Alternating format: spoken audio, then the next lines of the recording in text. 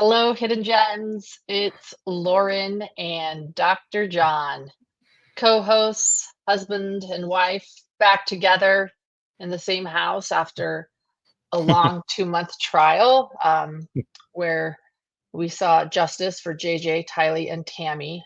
Chad Daybell was convicted, and I was at the trial full time.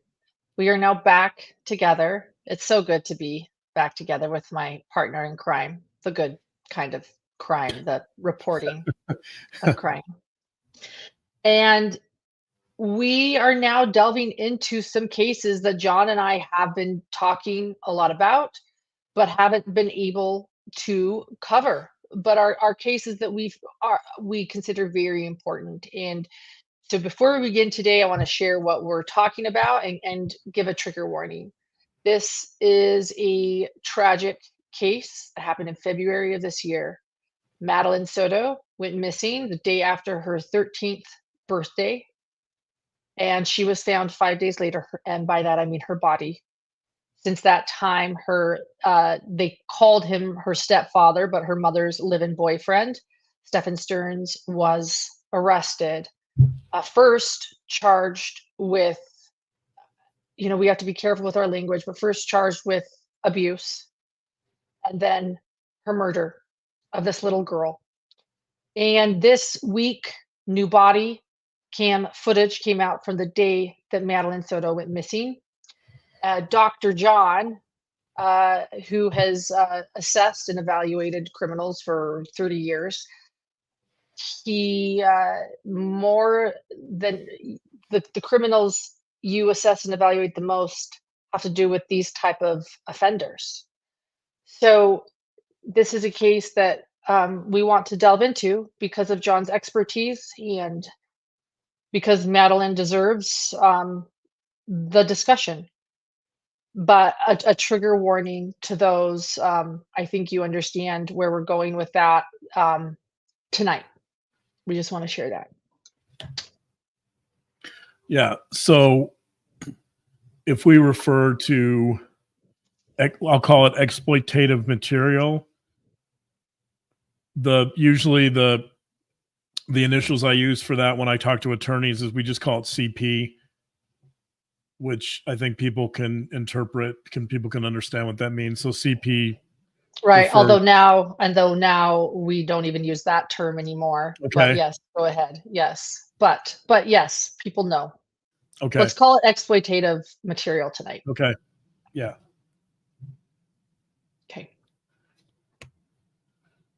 So hopefully, there's been, you and I, when this case came out, we had a lot of people that were interested in it, and they wrote us and asked us to cover it. But at the time we were kind of prepping for the Daybell trial, and of course during the trial we paid attention to these cases, but we just didn't really have the time to delve into them. So I paid attention. I've been watching some of the commentary and some of the thoughts on this case, but the last few days were really, the first time since this body cam footage came out, the first time I really had a chance to look more closely at everything. And I think hopefully what I want to do tonight is I think what people are doing is they're looking at a lot of different strands, a lot of different threads.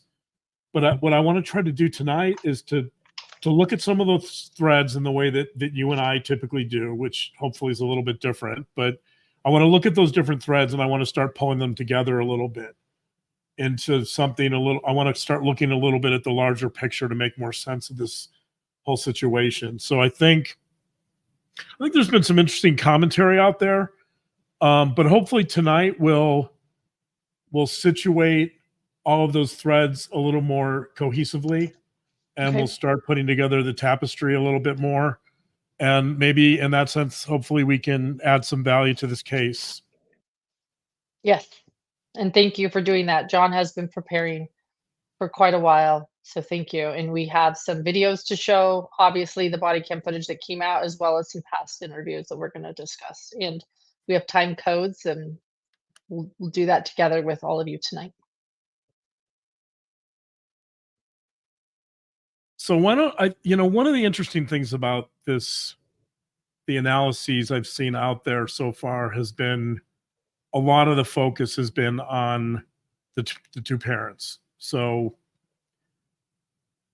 obviously the body cam involves Jen Soto and her boyfriend, Stefan Stearns, and almost all the focus has been on that for that reason, which makes sense. But there's a moment in one of these interviews. So Jen did some interviews with some of the local stations initially after her daughter went missing. And she talked a little bit about Madeline and some of the issues that Madeline had. And there's a moment here I think that's really important.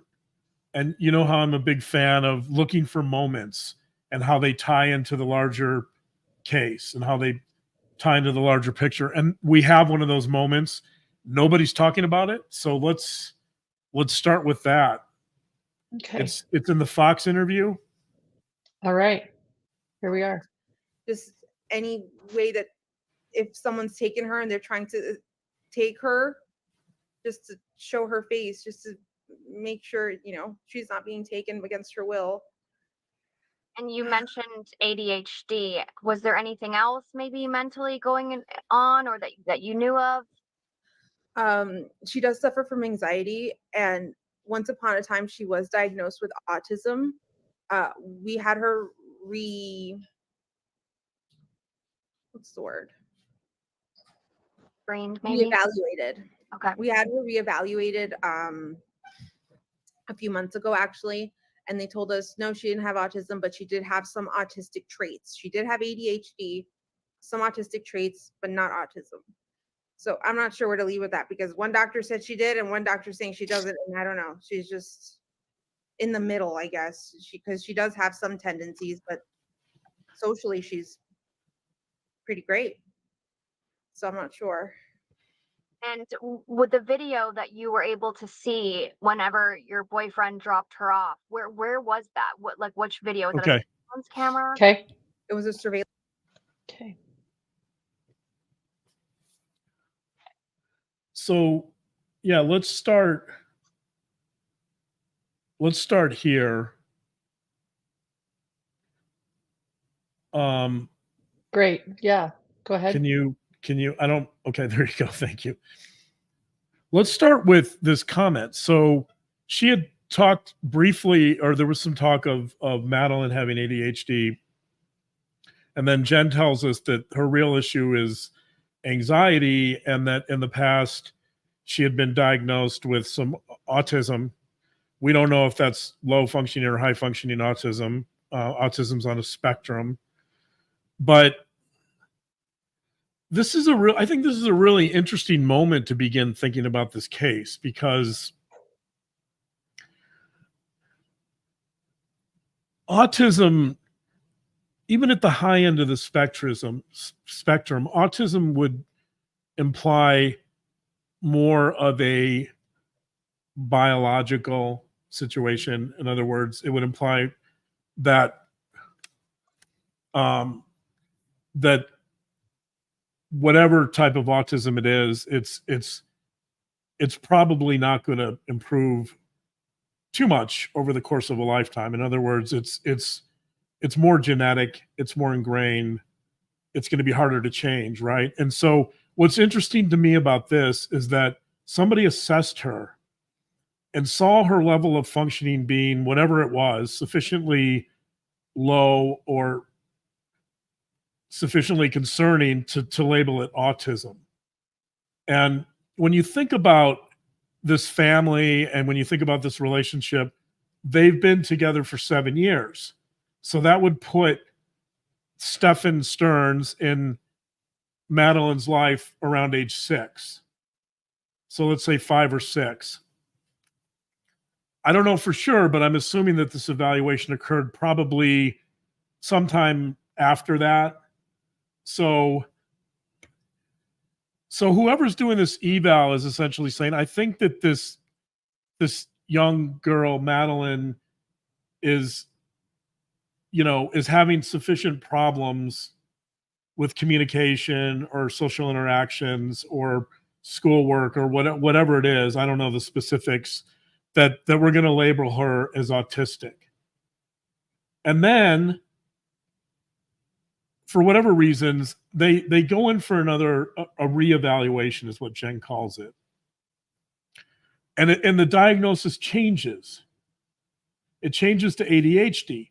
Now, ADHD is much more fluid. First of all, one of the things about ADHD that's important to understand is Jen is correct. It's largely an anxiety-based, not fully, but to a large degree, an anxiety-based disorder. And so ADHD may or may not follow someone into adulthood. Typically, it can be managed better than autism with certain medications. And so ADHD is more of a fluid situation than autism. And so what's fascinating to me about these comments is when I heard that, I did a double take and I thought that, first of all, I thought this abuse is probably very severe, in the sense that a psychologist is willing to label her as autistic when in fact it doesn't appear to be autism at a very early age, right? And then, which I think becomes a reflection of the severe abuse that she's encountering.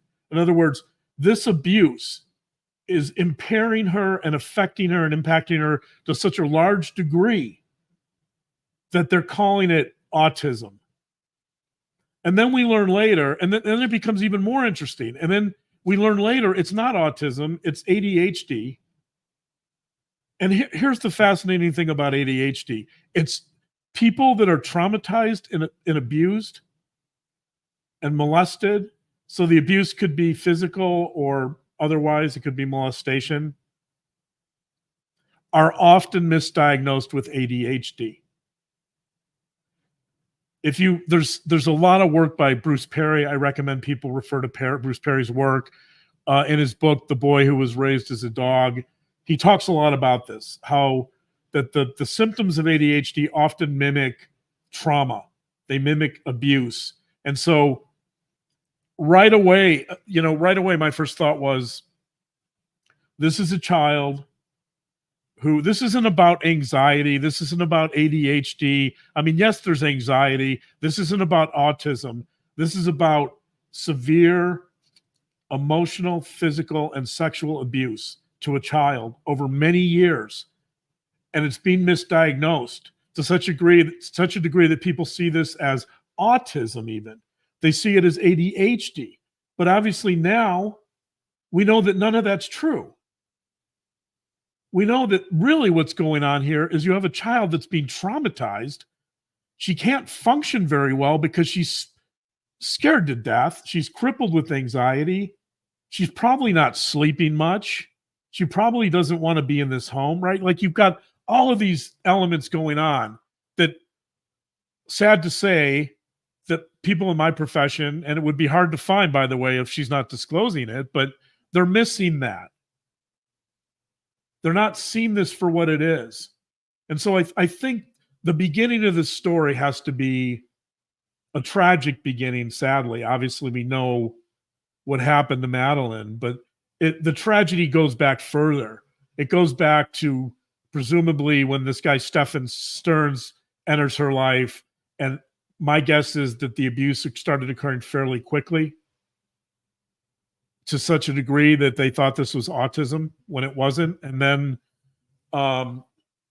continued. It continued until she passed away.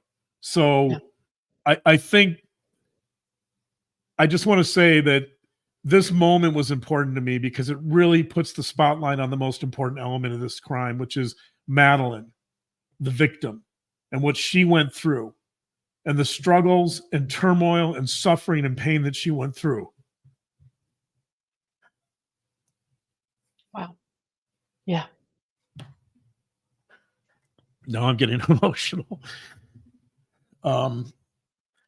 And so even this little comment by Jen was so, to me, it was so revealing and so tragic and so heartbreaking. But I mean, it's one of those moments that people haven't really, it's a thread that people haven't really pulled out. And I want to pull it out because I want to acknowledge how sad this is. And I want to start this with Madeline and just the thought that nobody, maybe including Jen, that nobody saw this and nobody went deeper to find this and nobody protected her. Nobody. Why didn't a teacher see this? Did her mother see this? Right? Who saw this? Did the psychologist or did the mental health professional who assessed Madeline for autism, did that person ask about abuse? Right? Like, who protected this girl? And, that's No the one. tragedy to me, is that, like Daybell, we just finished Daybell. Like, if Charles is taken more seriously, then these kids are alive, right? And like, I don't know how or where in the story somebody could have intervened, but it seems to me that if you have abuse that's this severe, it's going to show itself somewhere along the way over a period of 7 years. That Right. you would expect maybe it's going to show itself somewhere. And so that's my start here. It's not the happiest beginning of our show, but I think the emphasis needs to be put on the victim and how heartbreaking it is and how the system and the people that surround these cases, maybe we all need to do better and see more and see deeper. One of my favorite lines in all of literature is from King Lear, and it's 2 words. It's see better. See better. So, that is profound. That is profound. If everybody could see better in so many ways. Evidence. So I want to take this beginning and develop it a little bit. We're going to develop it with body cam footage. We're going to develop it with some of the other interviews. And I think by the end of our show, I hope to present a picture of what was really going on here. Yeah. And why that matters, and maybe how we can, if we're lucky, maybe we can see better in these situations to prevent them. Great. Thank you. And I'm here to listen as well to you. So let's go to the body cam footage. Okay. And the first body cam footage. So this was the footage that was released, as you pointed out. It was released this week, so it's kind of fresh in the news. Yes, and we're sharing this from Gray Hughes Investigates, who gathered it all. Here we are. 125. Oh, is it not? 1 second. Sorry. Do you have a picture of her? Can you airdrop it to me? Yeah, I know. Let me see which picture. I don't know which picture. Looking recently, probably from a birthday party, right? Yeah, but I wasn't there, so I had to look at what's up.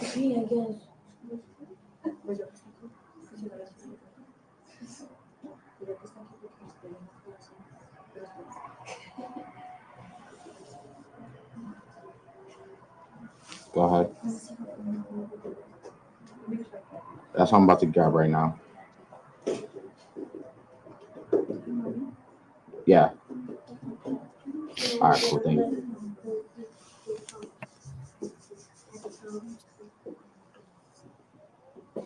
Is this a good enough picture, or do you need a whole Yeah, body that's picture? perfect. Okay. How do I airdrop? I don't know how to do it. I got you.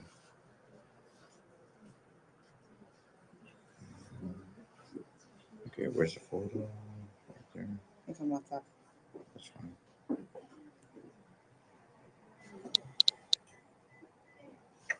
This is it. I saved it to my photos, so you could. You saved it to your photos? Yeah, we can just Perfect. go straight to the photos.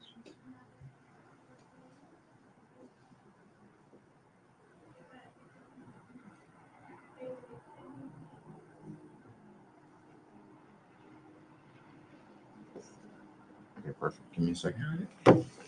I'm gonna send it out right now to my other guys. Thank you very much. No problem. Okay. Okay. Yeah, that's good. Okay. So, what a moment. I mean, I laugh because so the officer asks her, do you have a picture of her? It takes her 5 minutes to find a picture of her daughter. Yeah, Right? it does. If I asked you, if I said to you right now, do you have a picture of our son? Not you have a picture as a screensaver, you have a picture, you have every picture in your gallery is of him. I mean, there's some of me, fortunately, but you know, we both love our son. I love that you have so many pictures. You Your can access photo, your photo was my screensaver for the trial, but yes, go ahead. okay. Good to know. But I feel very good about the fact that you have so many pictures of our son, and that if I asked you to produce a picture of him, you would be able to find that picture instantaneously. So I think the question here becomes the most important question here becomes, why can't she find a picture of her daughter Yeah. that's missing? Right? Yeah. Mhm. I mean, and this is an extraordinarily important question for understanding this case. So I think there's only a few reasons why she can't. There's maybe a few reasons why she can't find a picture of her daughter immediately. One is that she doesn't prioritize her daughter. Yeah. My guess is that she probably has more pictures of Stefan Mhm. than she does of her daughter. So if you asked her to get a picture of her boyfriend, she could probably get to that, instantaneously and show you immediately. But her daughter, she doesn't even have, she tells us she doesn't even have any pictures of her daughter in her photos. Yeah. So I think right away, I'm kind of sensing that there's an issue here in the sense that she's not really placing a huge amount of value on her daughter and pictures of her daughter and her relationship with her daughter. And I almost have the feeling like there's a sense in which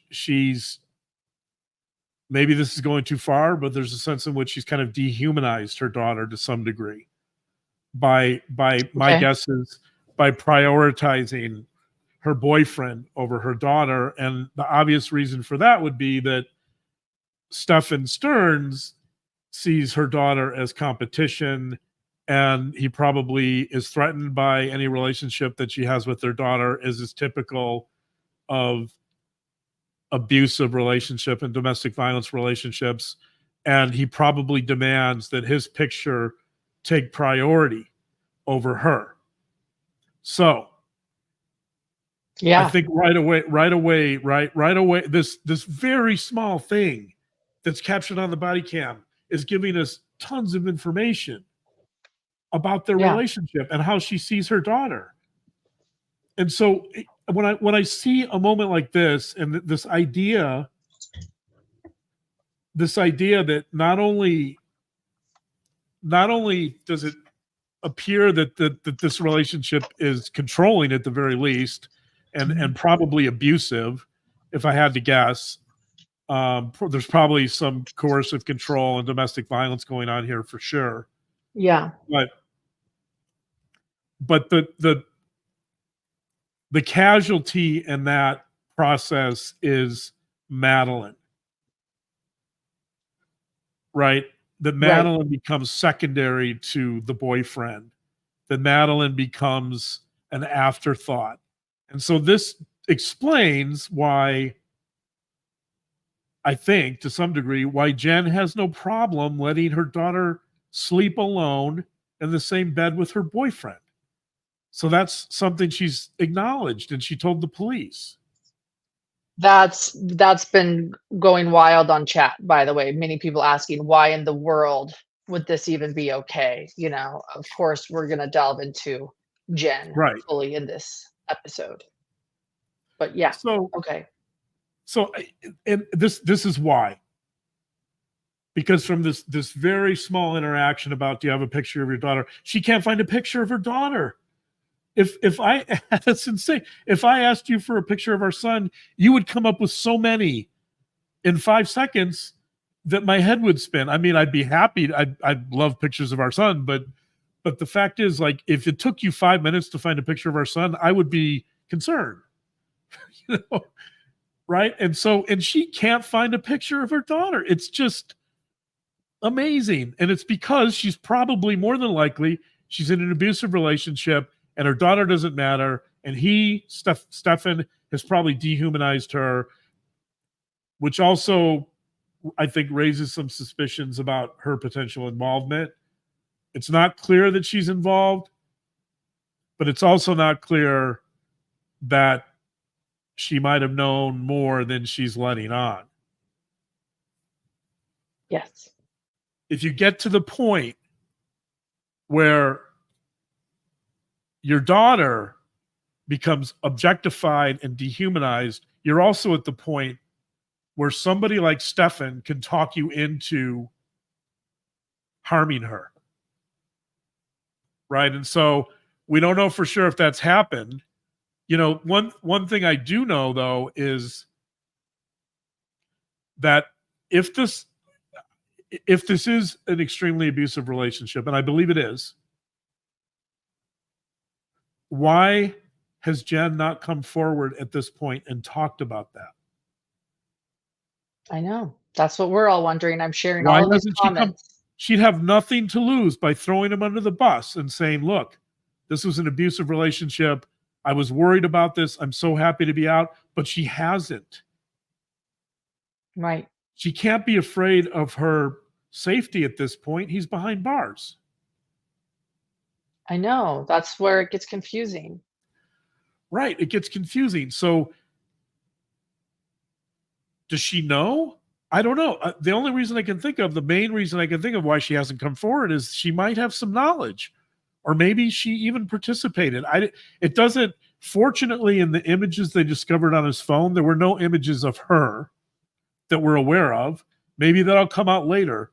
But I was waiting to hear or see if any of those thousands of images contained pictures of her alongside him or with him, or was she behind the camera? I don't know. These are all questions we need to have answered. Right. So I think that this moment, you know, this moment in the body cam footage that most people probably wouldn't even notice is so critical in terms of understanding this case. So I think that was a really important moment that I picked up on too. So let's go to body cam. Can you go to like 15 minutes and 15 seconds? Yeah, 15 minutes, 15 seconds. Oh, and let me just comment too. During that question, that if you look at Stefan Stern's body language, he's always kind of on edge. Like there's this edginess, there's this anger, right? Like he's sitting there with his arms crossed and he's just kind of hovering. you'll notice that we'll get to this a little bit more, but there's this quality that he has there's like this menacing quality that he always has of kind of hovering in the background with this kind of this scowl on his face, like he's angry, like he can't control the situation. And that is a constant theme throughout this body cam footage. Will we see that here then? What's that? Will we see that here then? Yeah, right we'll here? see that here too. Okay.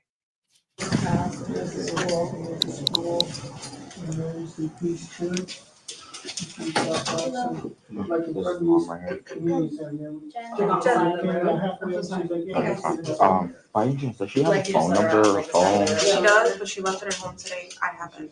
You have it. And I've already gone through her messages. Okay. How about, does she have like Apple Watch? She's got a device. The only device she's got on her right now is her school laptop. Her school laptop? Is that trackable? I don't think so. You don't think so? Yeah, it should Well, be. it should be. It should be. If the Wi-Fi is turned on, it'll try to connect to the Wi-Fi. So if I like circle here. It connects to any Well, does she know all the history of running away or anything? She just hanging out and time kind of thing? I don't, possibly, I don't know. She got dropped off. She was like, so she's embarrassed by this car. So she didn't want to be dropped off at school. She wanted to be dropped off like half a block away so she can walk. Her name is Sting, she's in the face. But he dropped her off half a block away and drove away. Okay. Did she ever go to school though? No, we called She school. was walking in that direction, she was rifling through her backpack, just looking for something. I thought maybe she was just looking for headphones before she.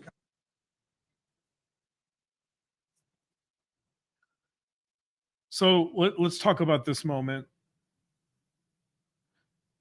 The officer is asking if she has a cell phone, and she says no, she left it at home. And then the officer says, well, does she have an Apple Watch? He's just trying to find if there's something some electronic device she might have where they can find her, right? And she doesn't have an Apple Watch. And then he says, the mom says she has a school laptop. And somebody that's sitting in the station says, well, you know, if you turn that on, you can track it. Mm-hmm. And all of a sudden, Jen starts swaying. The most interesting moment here, I think, is her response is this swaying back and forth. Well, she can't stand still. She starts swaying back and forth, and she continues doing that for the rest of the body cam footage. And what's interesting about that is the anxiety. The swaying to me is indicative of fear and or anxiety. And this is a common theme. So we see this with Madeline. We know that Madeline had anxiety. Now we're seeing it with Jen. We're going to see it in one of the interviews that we're going to look at later, that there's this underlying theme. So let's back up a little bit and look at the family. Let's look at the family culture. Okay. This is a family culture that is predominantly infused with anxiety from top to bottom. It's not just Madeline, it's also Jen, and to a lesser degree, it's Stefan. So there's only 3 people in this family. But the question is, why are people here so anxious? And the obvious answer is because you have one person in charge of this family. One person is dictating the terms of this family. One person is controlling this family, and that's Stefan. This is the proverbial walking on eggshells family. If you say or do something wrong, you're going to get punished. If you do nothing wrong, you might find that, you know, in the case of Madeline, you might find that your mother's boyfriend is abusing you, right? Like, yeah. This is an environment that's completely unpredictable. This is an environment where you have someone with absolute control, coercive control. Okay. And so the underlying theme in this family culture is anxiety. And here you're going to see, so here you see Madeline. She's worried. She's constantly worried about how Stefan is going to respond to something. So here you have a situation where apparently she learns that the school laptop could be a vulnerability. That if Madeline somehow took that laptop with her and it's on, they'll find out where she is. Right. They'll find her body. So when she realizes that this could be a potential mistake that Stefan made, we don't know presumably if that laptop, obviously the laptop wasn't with her, but if it was, they don't know. This is the day after she goes missing. So here she becomes super anxious, and she's trying to, it's a form of self-soothing. She's trying to soothe herself, but she's obviously concerned that Stefan is going to respond to this in a very probably potentially violent manner. So this is what she's doing. This is what she's expressing this anxiety in the only way she knows how, which she's trying to diffuse that by swaying back and forth. And the point is that's when she started swaying, was this moment of vulnerability where she realized. When she realizes that if she knows about this, then she realizes they made a mistake, or, but whether she knows or not, she realizes that if the school laptop is in Madeline's backpack and it's on, they can find her. Right. And she doesn't know that necessarily. So yes, he had put that somewhere, we learned later. Exactly. He had put it in the dumpster, we learned later. Right. Right. But we exactly. don't know we don't know what she knew at this moment. Right. We don't know if she knew that or if she thought that it was right. We don't know. Right. Yes, correct. It was thrown in the dumpster at like 7:30 a.m. So before he supposedly dropped her off. So I think that's an interesting moment because it tells us a lot about the family culture, and it also tells us that now we're learning that, let's assume that Jen had no knowledge of this crime, that Jen more than likely is the victim of abuse as well. Correct. Right. Whether she had knowledge or not, she's still the victim of interpersonal violence. Coercive control, somebody Right. being in control over her.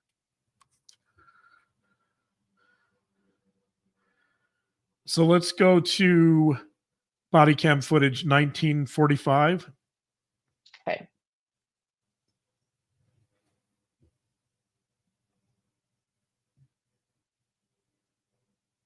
Again, Gray Hughes investigates, put all of this together.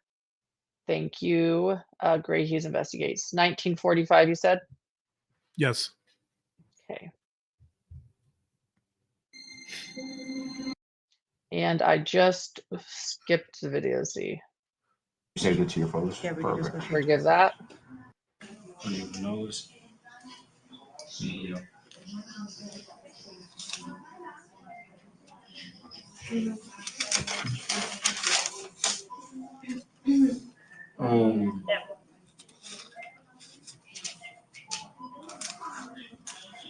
I'm getting a random 407 number. Okay. Hello? Yes? Hi, Principal. I'm okay. How are you? No, currently, police officers Okay, here pause right it. now. Get started in the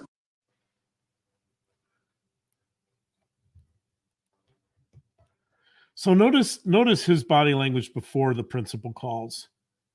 He's the way I would describe it is menacing.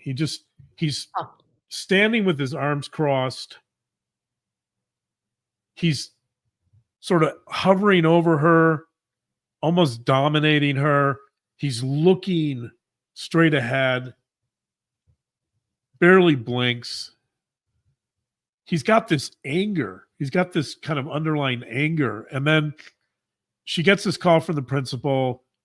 She doesn't know it's the principal. She answers it. And then he lets out this big sigh, like, why did you answer that? Right? Like there's this anger there that's just pervasive. The other thing that's interesting about that call with the principal is she answers the call from the principal and she says, "Hi, principal, I'm okay. How are you?" Think about that. Like, typically, if someone calls me, I might say to them, "Hey, how are you doing?" And they'll respond. They'll say, "I'm fine. I'm okay." Right? Like, that's sort of the normal protocol. Here, she's telling him without the principal asking her anything. She's volunteering. "I'm okay. Hey, principal, I'm okay. You're in the police station trying to find your missing daughter." So is that just being polite or disregarding? Is that It's just formality though? Just to play devil's advocate, formality, or is it showing you're it's right. I no, mean, I like, it's probably wouldn't bizarre. be okay. Yeah, it's bizarre. It's bizarre. Like, who answers the phone when your daughter Yeah, you're right. I is wouldn't be okay. deceased, and who answers the phone and says, I mean, that's not how I would get it. I'd be like, "Hi, principal. I'm really busy now. I'm at the police station. My daughter's missing. I'm a wreck. Can I call you back?" She's like, "No, I'm good. Everything's good here. Nothing to see here." Like, what? Who does?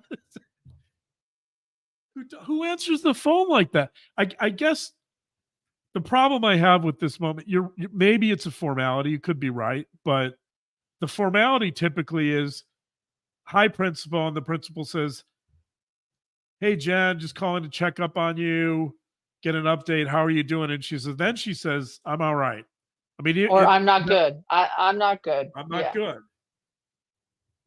I've been So what better. does that mean? The "I'm okay"? So she says it. What does that mean? I mean, again, this might point in the direction of her having some knowledge.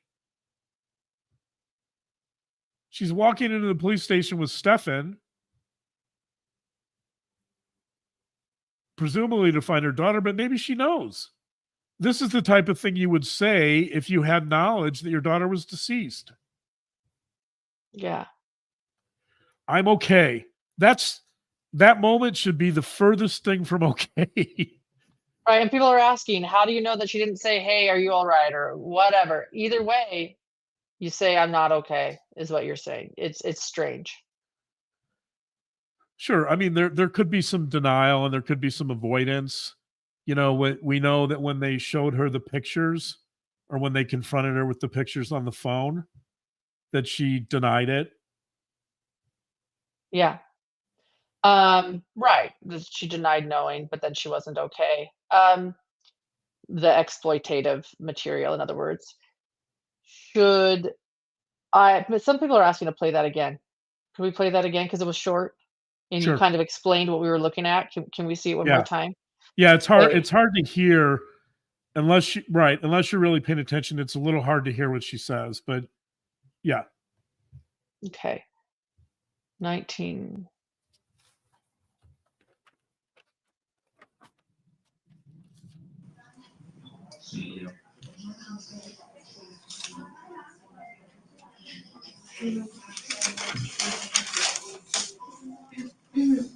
Um,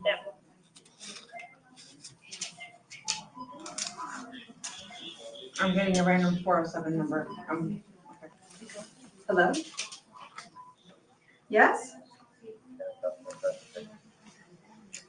Hi, principal. I'm okay. How are you? No, currently the police officer's here right now. Is that okay? Is that enough? Yeah. That was really interesting. I noticed a lot of things that time around. I noticed his sigh, but I also Yeah. noticed when she said, "I'm getting a random number," he turned directly, like just looking. You're right, he's sort of menacing. He's menacing, he's in control or trying to be in control of everything that's going on. And so he's looking right at her as she talks. And then she says who it is, and he goes, and you're right, she's probably trying to also just keep him happy or whatever the case may be too, it seems. Right. And the exhale or the sigh, typically that's going to be somebody's going to do that to try to calm down. Mhm. Right. So somebody exhales usually to try to compose themselves, to try to calm down. Right. He's probably so angry that he's in that police station having to deal with that. the possibility of any accountability, the possibility that he could be arrested or caught. He doesn't want to imagine any of that. So, and it's a situation that's out of his control. He's not asking the questions. The police officers are, right? That's the problem here. If he could control that, then he probably wouldn't be as concerned, but he can't.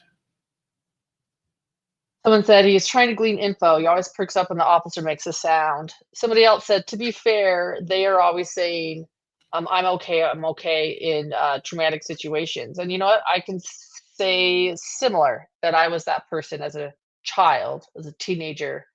But that's also telling, in my opinion, is it not? That they're trying to keep somebody happy or just keep things calm. Yeah. Yeah. So And people are pointing out that it's not the police station. Thank you, Ruthless and everything. It's her mother's workplace. Oh, So, okay. thanks, Yeah. guys. All right. Thank you for clarifying that. I was wondering why there were so many people. So many people in the lobby. Right. So the police went to a call. That makes sense. The police responded to a call. Yeah, and when she says, "Oh, hi, principal," it's almost like it was caller ID for her boyfriend. She was kind of saying that out loud for him. Yeah. He goes, yeah. Right. Right. There could have been this performative element, like I'm okay. Right. That's a good point. It could have been for him to appease him. Mm-hmm. Right. Let's go to the I'm trying to think. The first interview, I believe, was the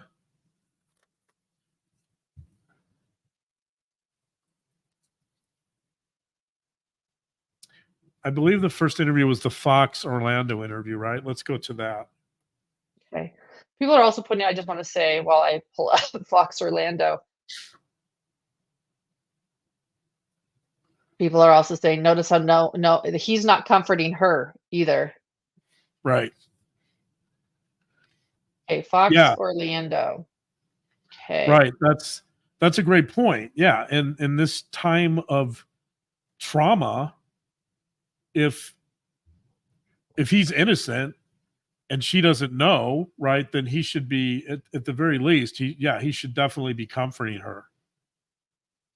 What time code for Fox Orlando? So let's just play the beginning part. There's really no time code here. Okay.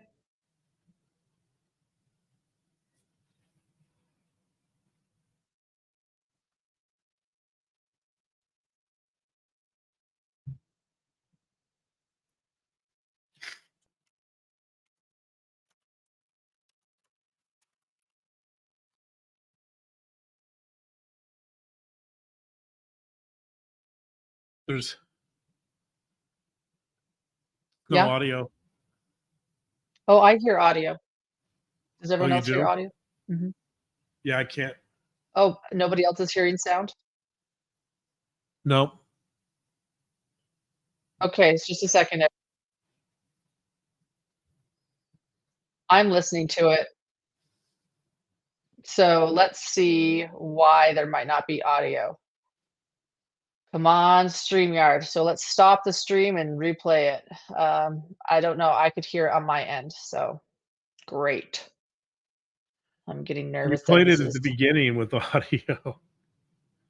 It's playing audio. I'm worried this is a tech issue because it's playing audio. Also share audio tab. This should be playing audio. Let's try it again, everyone. Go ahead and tell us what's going on with Maddie. Can you hear it? Can you hear it? Monday morning, we took her to school.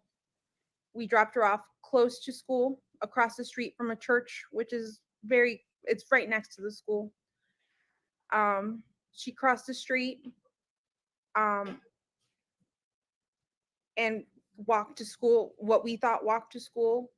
My boyfriend who drove her to school drove away at that point. It was seen on video footage that she hung out in the parking lot of the church for a few minutes and then got up and walked towards the school. But she never made it that walk and that was around 9 a.m. when she got up. She never made it to school after that. It's right next to the school. I don't know why she didn't make it. I don't know if something happened on her walk along the way or if she got taken, but she never made it. And that was the last anyone's seen of her or heard from her? Yes. I went to pick her up after school, and she wasn't there. So I started driving around, maybe thinking she took a walk. Maybe she decided to walk to my mom's office, which is pretty close to the school as well. Drove around and I didn't see anything. I drove back to the school. The school was closed. I emailed one of her teachers. They confirmed that she was absent all day. At that point is when I called 911 because I realized something was truly wrong. Have you heard from like any of her friends? Has she been active on any social media? She hasn't been active on social media, none of her chats, none of her games. We did contact all her friends. None of them had seen her Monday or heard from her. Yeah, there's no update. And I have to ask this, and I know I hate doing it, but is she the type that would run away? Has this happened in the past or anything? Has she ever threatened to run away? Never. She's never ever mentioned anything like this before, and she's not the type to want to do this. She did accidentally leave her phone on Monday, which is Okay, kind you of can her. She's got ADHD and very you can pause forgetful. it. So she left. Okay. So yeah, I think I noticed many of our astute gems picked up on the fact that, so this is the first interview she ever did. And yeah, the guy, there's again this menacing quality. He's hovering in the background, checking on her, listening to her. Right. That's one thing. And the other thing people picked up on, which I think is fascinating, is her use of the term we. We. Right. That would go along with the picture idea I mentioned earlier, that many times in these types of abusive relationships, and I mean, again, I don't know for sure that this is an abusive relationship. I'm speculating here, but many times in these types of relationships, the victim will, in this case, she will sacrifice herself to the abuser. And one of the goals of the abuser is to systematically dismantle the victim's sense of self. And I think you're seeing some of that here. When she says we, she's saying, I don't know who I am, right? She's kind of disavowing her identity. I agree with you.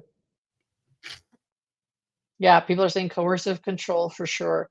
He was sitting there to control the narrative. Right. People notice him looming too. We. And he's hovering to listen to what's being said. Right. And then the use of the term we is really bizarre. Like, she's not speaking for herself. She needs him. Right. It's almost as if he's the puppet master behind her and he's pulling her strings and she's saying we. Sometimes she'll say I, but for the most part, it's such a bizarre thing to say. We dropped her off. She has acknowledged many times that he dropped her off. Mm-hmm. But her sense of self is so, at this point, I think it's so corroded and so non-existent that she thinks of her relationship as a we, that her sense of herself has been completely whittled away at this point. She needs his approval, Woman of Steel says. Yeah. I also agree a teenager doesn't accidentally leave their phone at home. So I think all of these pieces, I think, are starting to, I hope that I'm starting to kind of try to put these pieces together to make sense of the larger picture. You are. Let's go to the WFT interview.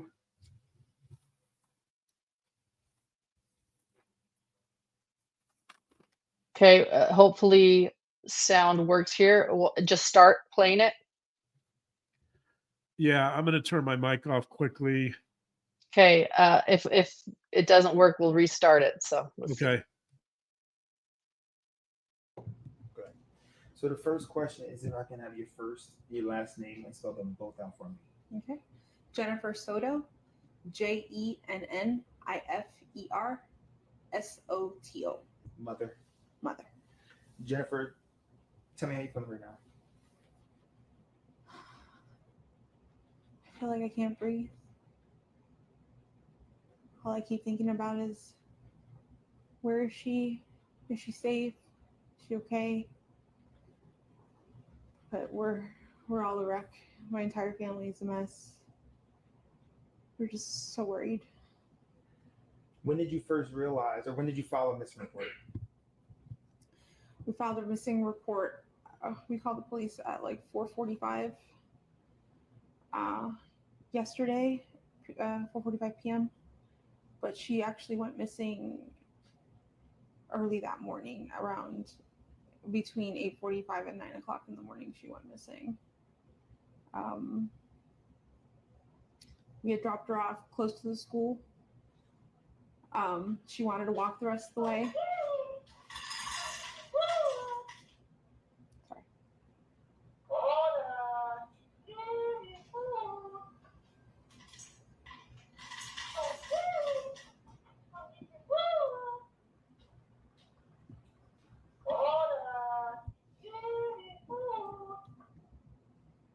That should be it. Sorry about that.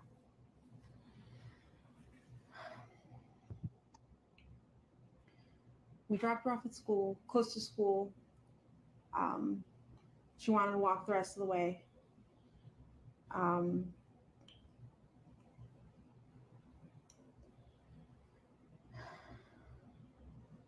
not sure what I'm allowed to share. You share whatever you feel comfortable sharing. I know you had conversations with detectives.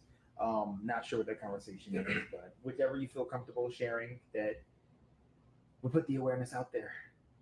Yeah, she was spotted walking by the church, by the middle school, on the cameras. They saw her hang out in the parking lot for a little bit and then get up and leave. They didn't see a vehicle or anything else. They just saw her walk away around 9 a.m.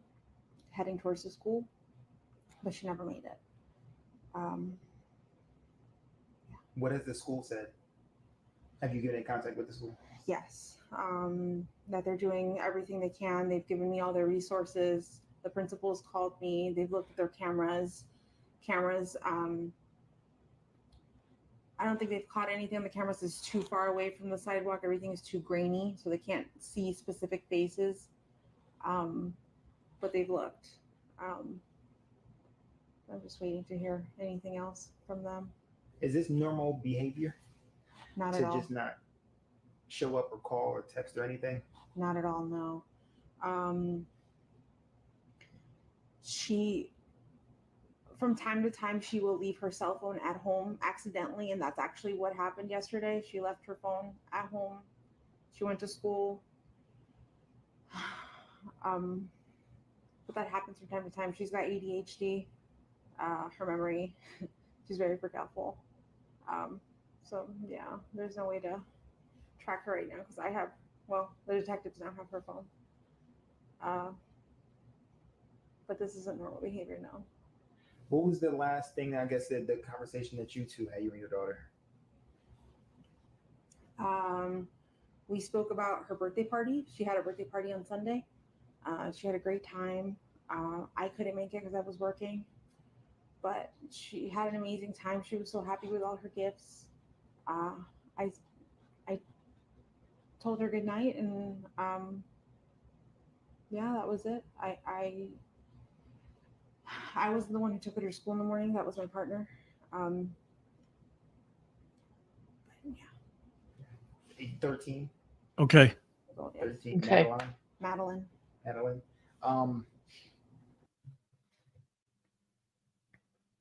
That was really interesting to watch.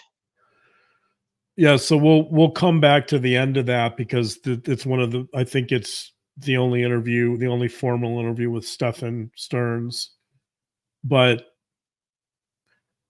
our Jeb's picked up on a lot of the important features. The most important thing to me is just the visible shaking, Yeah. right? The anxiety. Keep in mind that he's hovering here. Stearns is behind the door watching all of this. He's again, the guy can't leave the room. You know, if you're doing an interview in any capacity, I make sure to stay out of your way. I'm not going to be like circling around you, right? It's You take care of the noise in the background and try to help so that she can give her interview. right. And so here, I mean, the other thing, honestly, I was a little annoyed with the reporter. Like, first of all, some of the questions were, I don't know, not well thought out. But like, if I'm interviewing someone and they're shaking and they're going to fall off their chair, I'm going to say, "Are you okay? Let's take a break. Here's some water, right? Like, I'm sorry, this is hard, right?" But I mean, but putting that aside, like that's just a little moment that's peculiar. Like the reporter's like indifferent to her anxiety, indifferent to her suffering in this moment. But again, here you see these same elements. You see Stefan Stearns out of the picture, kind of hovering and menacing, and she's shaking. She can't control that shaking. Right? Here's that anxiety that's defining this family culture that comes into play again. That Right. underlying anxiety. So that anxiety, again, this is kind of that, like I said, that kind of walking on eggshells type feeling. Like this is the type of anxiety that victims of abuse experience all the time. Right. She's clearly, to me, an abused woman. Yeah. Yeah. No doubt about it. So, in my mind, and again, I don't know, I guess we don't know for sure. We're speculating here, but based on all of this, it seems to me that this is a violent relationship. Violent in the, they're not married, but he's violent towards her, towards Jen, and clearly he's violent towards Madeline. And not only violent, but violent to an extreme degree. Right. And the defining feature of this family culture is this underlying anxiety that neither Jen nor Madeline apparently have the capacity to really cope with or control. Yeah. Yeah. Forgive my lack of camera, everyone. I have my earphones in and doing my best here. I'm listening. What next, babe? I completely agree. But well, let me ask you. I mean, what does that mean then? Anything else? Well, I think, I mean, the question you and I always ask is, how does this lead to the events that happened, right? And so now I think we're starting to answer that. When you start pulling these threads together, you see a family culture that's traumatic and violent, and it's having a huge impact on the victims that are in this culture. And now you'd have to speculate about, I guess we can talk a little bit about, we can speculate about Stefan Stearns and how he got to the point where he's so controlling. But if before that, I guess the big question would be what were some of the potential incidents or triggers that led to the eventual homicide? Well, that's what I've been wondering too, is because we don't have a motive Yeah. either. Well, I think, I think there could be a few things, but one thing that kind of comes to my mind initially is that she turned 13 and perhaps that was a defining moment for her. I don't know what happened on her 13th birthday or how she celebrated, but perhaps that was a bit of a defining moment in the sense that she feels like she's getting older. She feels more autonomy. Maybe she was going to disclose the abuse. Maybe Yeah, that's what I wondered. maybe after 7 years of being brutalized, she had enough. Maybe she was going to come forward. This is what I've suspected. She threatened to tell, exactly. She threatened to tell, and somehow maybe she talked to her mother about it, and her mother, and again, I don't know if her mother knows about the abuse going on in the home. I presume she certainly knows about the abuse towards herself, but maybe she talked to her mother, and maybe her mother inadvertently told him. I don't know. I think there's probably something in here about many years of abuse maybe going from private to public, and he wants to squash that in any way he can. That's exactly what I suspect the motive is, which is even more heartbreaking because she was getting stronger and she wanted it to end. And there's also, it's also worth noting, by the way, so as you know, I've worked with a lot of these types of crimes, and I think it's entirely possible that Stearns targeted Madeline many years ago. In other words, I think it's quite possible that he entered this relationship knowing that Jen had a child that was vulnerable and that he could gain access to. And so I think it's quite possible that he entered this relationship not to be with Jen, but to be with Madeline. He saw that Jen too was perhaps quite vulnerable, and that he could take advantage of her, and that she would be susceptible to, his controlling nature. And so in that sense, I think that he may have targeted Madeline from the start, and then he groomed her, as a lot of sex offenders do. He groomed her for abuse, and then he abused her for many years. So, and that is what Wim said as well, that Stefan dated Jen just because of Madeline. Right. And I think this is kind of a classic case of a sexual predator targeting a young child and a mother that might have some vulnerabilities that he knew he could take advantage of. And then he did. And I think that at some point, as Madeline became older and a little more autonomous and gained a little more confidence, I think more than likely Madeline may have felt empowered after her 13th birthday to disclose the abuse. He found out, and this was the outcome. Yeah, I think we'll learn a little bit more soon, of course, but I think that you're right. And so let's go to the interview with him. So Okay. we've talked about Jen, we've talked about Madeline a little bit, and now let's take a look at the interview with Stefan Stearns, and let's talk a little bit about that. Which interview is that, babe? So this would be on the interview that you have up. Towards the end, he comes in. Okay. Do you have a specific time, or should I just move forward? No, I don't. You can. There you go. Okay. Right. Yeah. Right around there. Right. There you go. She always comes on with me. There's no need for her to really learn. Okay. He said no time. Can you turn the volume up at all? It's a little low.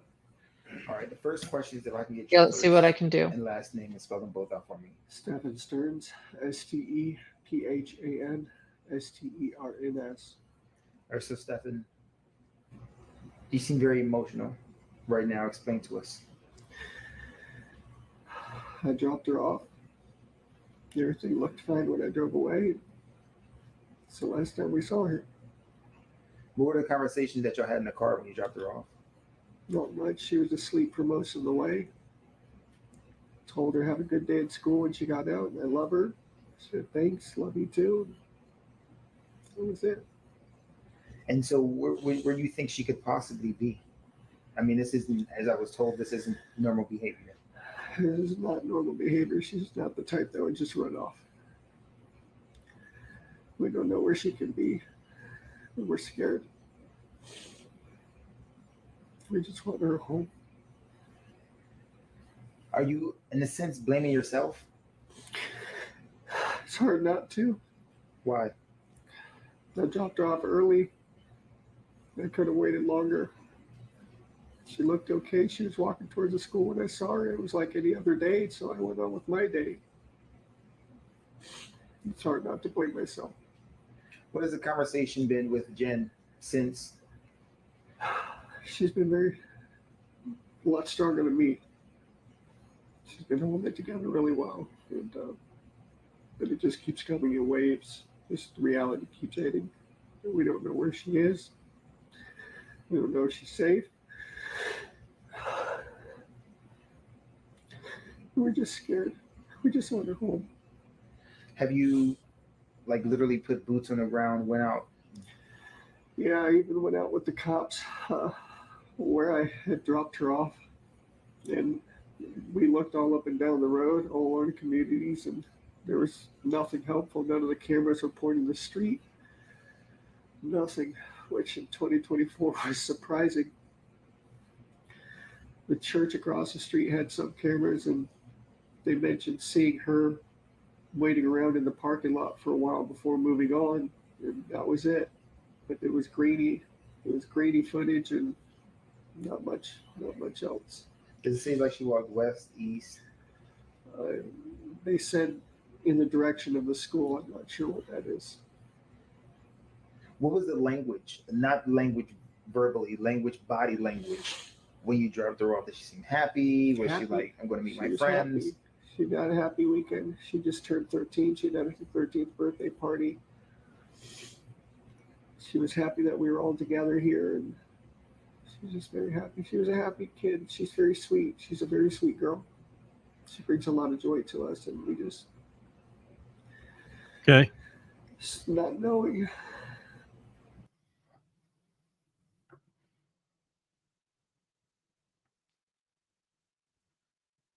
So I think our gems are so astute. They picked up on a lot of the main themes here. The most obvious is that he's acting tearful without tears, which, you know, people express sadness. I've said this a lot in the past. People express sadness in different ways. So the lack of tears doesn't necessarily mean that someone isn't sad, but obviously we know he knows the truth at this point. Right. So we know what this is. We know this is acting. We know. You know, this Right. is We know. right. This is fake. So so clearly when you know, somebody had mentioned Chris Watts. I mean, this has Chris Watts vibes in the sense that, you know, there's so many times when you have these scenarios and the perpetrator or the murderer will get up in front of the media and say, you know, I just want her back. I just want, right. I mean, it's Right. It's narcissism at an extreme. The fact that someone like this commits murder or allegedly commits murder, and then they have the gall to present themselves to the world and say, I'm so sad she's gone. I can't believe it. Right. Like it's it's classic narcissism. And I don't mean that in terms of diagnosis. I mean that in terms of just the grandiosity, the belief that he's special, that he can get away with it, the belief that somehow he can get in front of the media, in front of the world, and everyone's going to believe him. They're not going to believe him. They don't believe him. He's not credible. People also pointed out, or someone pointed out what I also noticed listening to that for the first time. He said she was a sweetheart, or at least that's what it sounded like to me, and that was very telling as well. Yeah, there were a couple of moments where he said things that were just, and you know, just jaw dropping. One of them was, "Do you blame yourself?" And he said, "It's hard not to." Think about that. Do you blame yourself? I'd be like, I mean, maybe that's the right response in the sense that I guess what he means is he blames himself for dropping her off, according to his story, dropping her off and not seeing her into school. Yeah. But when you think about it, it's one of those slips. Do you blame yourself? It's hard not to. Yeah, well, of course it's hard not to. You murdered her. Yeah. It shows how manipulative. And then he says, not feeling her presence here is hard. You know, I thought, yeah, he probably does miss her because he's abusing her. Like in some ways, He means that. He actually means that. yeah, he means that. Like he's having a hard time because essentially, I think this is a situation where I said earlier where Madeline was targeted. She became kind of the primary relationship. Honestly, I think Jen became, I don't know what she was. But she was secondary to Madeline, and so I think in many ways, this guy Stearns thought of Madeline as his primary relationship. So yeah, he does miss her. He misses her because he was in bed with her. He was abusing her, right? Like he misses all of that. Yeah.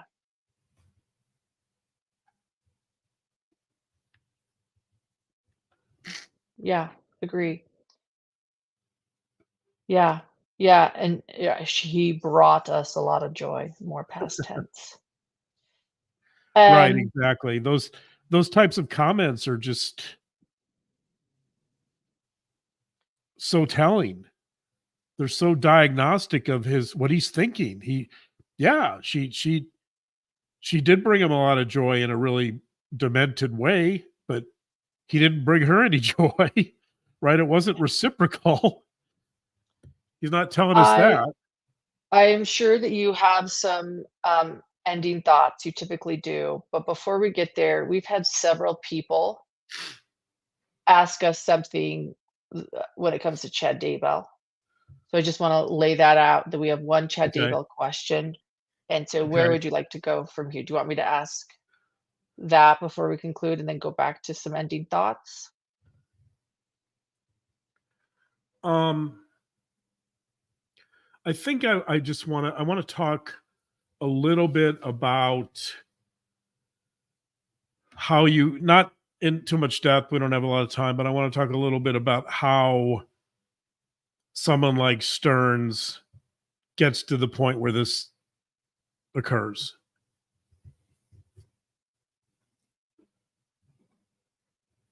And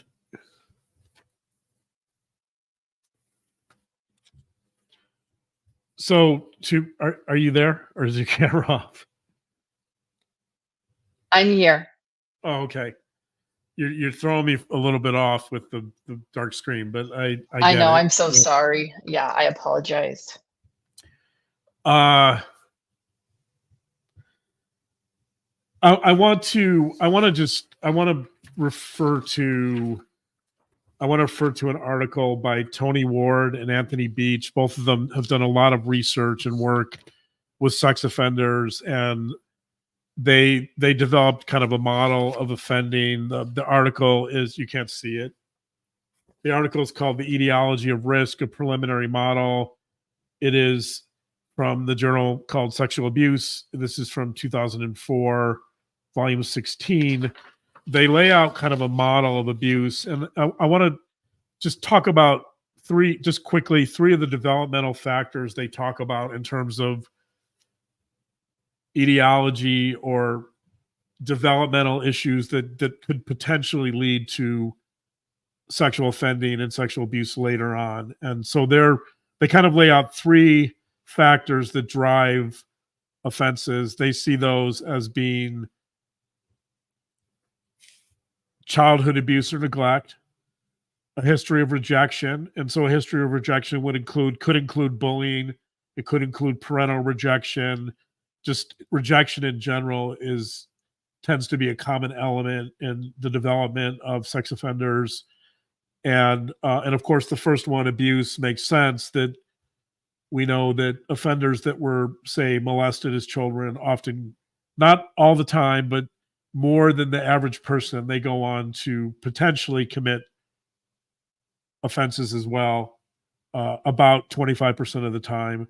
And then you have the final element they identify is insecure childhood attachments. And that's something you and I talk about all the time, that children that are insecurely attached or develop insecure attachments, they struggle to develop healthy relationships. So it makes sense that that inability to really develop healthy, intimate relationships could translate into problems later on.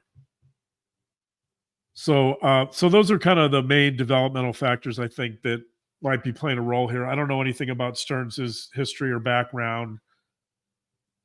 The other interesting element of their model I want to point out, and this, by the way, is in my work, this is one of the biggest, I'll mention two of the biggest risk factors for recidivism and for offending in and of itself. So not just recidivism, but for sexual offending. Two of the biggest risk factors are sexual preoccupations. So in other words, this constant preoccupation with what I would call deviant sexual behavior, meaning abnormal sexual behavior. An example of deviant sexual behavior would be an attraction to minors, for example. That's obviously not a socially approved form of behavior. So sexual preoccupations, and this is the most interesting one I think that might be relevant to this case, emotional congruence with children. So emotional congruence with children is actually the largest risk factor for reoffending. It's also a risk factor for just offending in general. And one of the reasons that's true is because, and again, I don't know Stearns's background, but oftentimes offenders perceive children to be safe and they perceive adults to be dangerous. And adults are perceived to be dangerous because adults can reject and harm them, whereas they don't believe that children can. They believe they have more control over children. And so they perceive that children are safe, and they develop, that's why they feel this emotional connection with children. And so my guess is, and again, I don't know anything about Stearns. My guess is that you have some elements of that here, that he felt safer with Madeline than he did, say, with Jen. And as I said, there's probably some likelihood that his primary relationship was Madeline and not Jen. Yes. The goal, by the way, given that issue of safety, the goal for a lot of these offenders is to feel unconditionally cherished and loved and to be adored unconditionally. And a lot of these offenders feel like they can get that more with children than adults. Adults, to have a reciprocal adult relationship, you have to deal with compromise. You have to deal with a lot of issues that you don't necessarily have to deal with as much with children. Right. And so there's this sort of, there's this unrealistic perception of the world, right? That with children, they're going to get what they want. Yeah.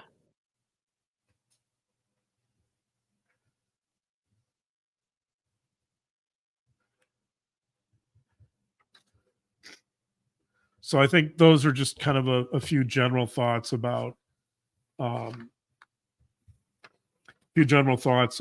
these types of crimes. Okay. We don't have time to delve too much into that, but I think those are maybe some of the components that kind of lead to this type of situation. And there is a psychologist by the name of Michael Seto, Seto, who's done a lot of research on these types of crimes and offenses. And Michael Seto has always argued that, I'll read what he says here. Okay. So this is from Michael Seto's book, Pedophilia and Sexual Offending Against Children, from 2018. It's published by the American Psychological Association. This is page 171. Seto says, quote, multiple quantitative reviews of decades of sex offender recidivism research have shown two major risk dimensions that can be described as, number one, atypical sexual interests, and number two, antisociality. He goes on at the bottom of the page, he says, quote, these risk dimensions are psychologically meaningful because atypical sexual interests can be viewed as the motivations for committing sexual offenses, whereas antisociality represents factors that facilitate acting on those motivations. So in other words, what Soto is saying is that if you have someone who, if you have an offender who has, let's call them, he calls them atypical sexual interests. In other words, let's say an interest in children. And you combine that with someone who has antisocial qualities. So in other words, someone who doesn't mind breaking social norms and rules. That when you combine those two, it is the worst possible scenario, not only for risk, but for committing any crime in general. And I think you probably have that, or more than likely you have that here with Stearns. Because a lot of offenders with atypical interests, they'll commit sex crimes, but they won't engage in this type of violence. But when you throw in the antisocial component, and when you throw in, let's say there's elements of psychopathy here, when you throw that in, you get sadly you get this type of scenario potentially. So this is a guy, I guess what I'm saying is, this is a guy that would be considered like the worst of the worst. And then he had all the, it was like the perfect storm of risk factors and personality factors and opportunity and a situation for offending that all came together.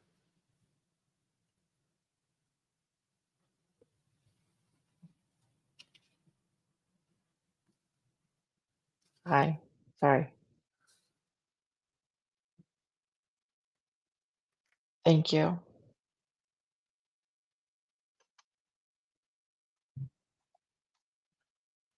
Yes. Anything else? Yes. So yeah, so I guess obviously this is still alleged. We have to know more, but looking at the initial evidence, it doesn't look good for him, and obviously, this is the type of offender that has no business being back in society or thinking about being back in society in any capacity whatsoever. Obviously, Right. As far as this is what you do, this is so that. right.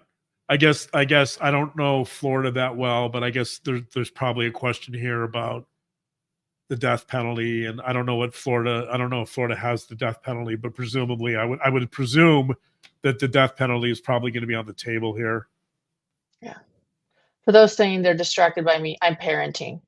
Something maybe other people that we talk about should do better. So please understand.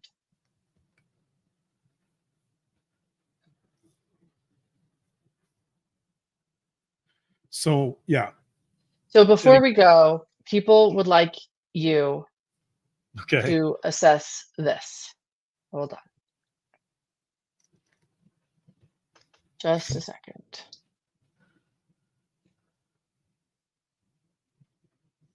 Here we go.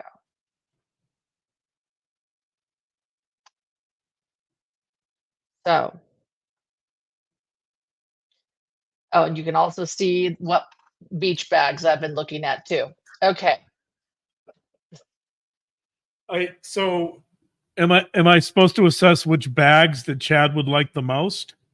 No, we bought the coral one yesterday. So the bag's on its way. Oh, but no, let's look at Chad for a second.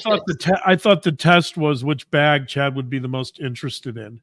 I would definitely say the black bag. No, Chad would never be interested in any bag I like. So moving on from that, let's talk Okay. the mugshot.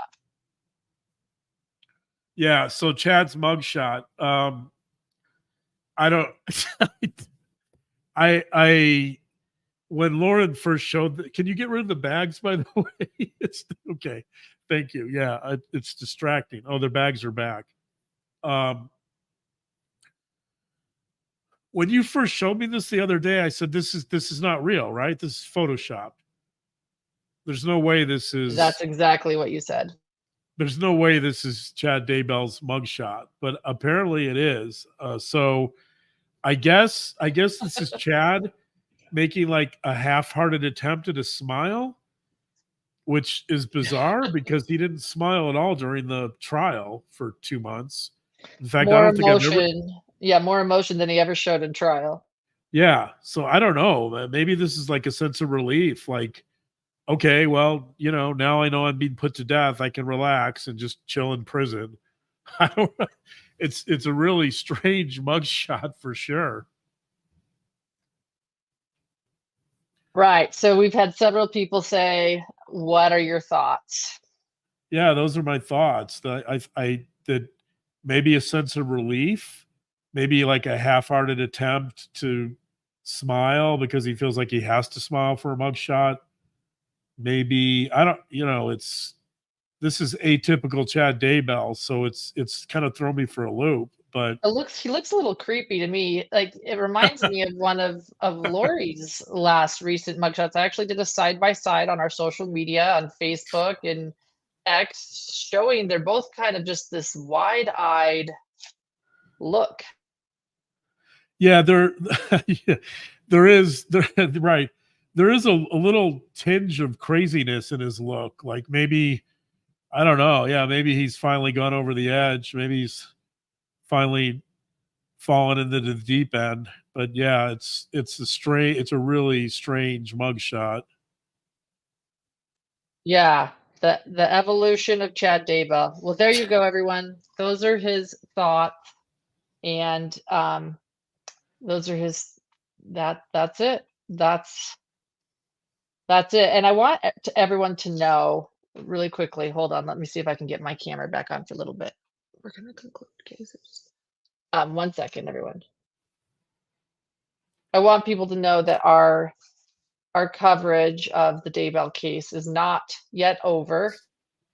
We have several interviews in the works, but we also want to start transitioning and discussing these other important cases that we've been following now that we need to cover. To Chrissy M, thank you. She just shared the assault hotline 24/7. RAINN, RAINN, and I will also put that in the description of this video once this is concluded. Thank you, Chrissy, so much for sharing that. Thank you. So anyway, we need to take off, but I appreciate you. Thank you for what you teach us every time. And people are also complimenting your haircut. I have all of these people in chat letting me know that my husband's looking extra good tonight. And I will say, I do like your great clips trim. So you're looking great. I was there last night when it happened, given my opinion. Yeah. She did a great job.